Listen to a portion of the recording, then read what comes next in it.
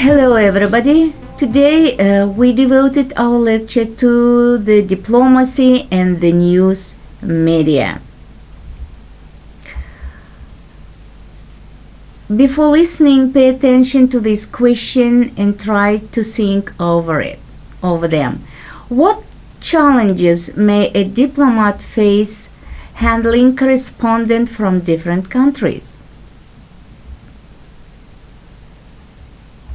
Why should diplomats avoid working with the press? Both diplomats and politicians heavily rely on the information they receive from newspapers and electronic means of communication, often forgetting that they themselves serve as a source of information for journalists and reporters.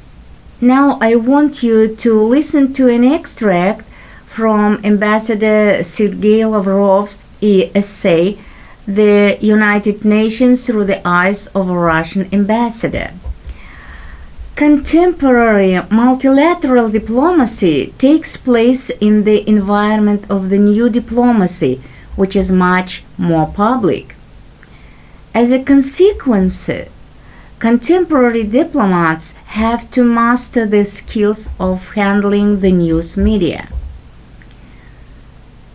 The United Nations work involves dealing not only with the delegation of member countries.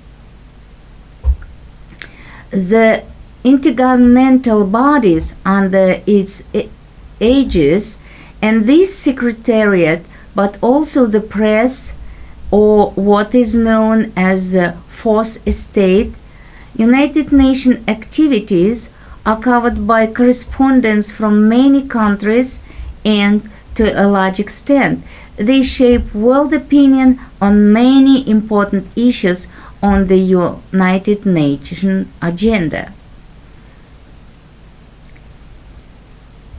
It is anything but easy to cultivate good working relations with foreign, especially American media.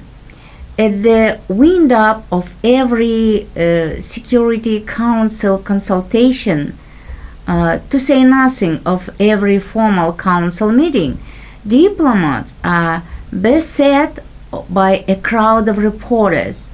TV cameramen take close-ups of ambassadors, ask them to step nearer, thrust out their microphones.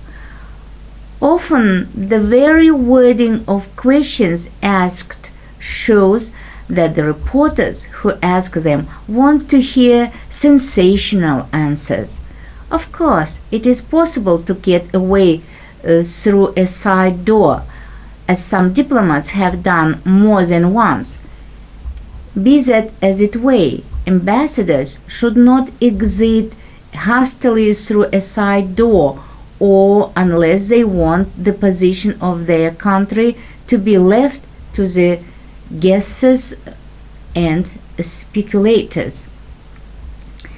Many delegations attach great significance to working with the press. A well-known Austrian publisher and journalist of the early 20th century said that diplomats lied to journalists, but on reading the press the following morning, came to believe their own lies.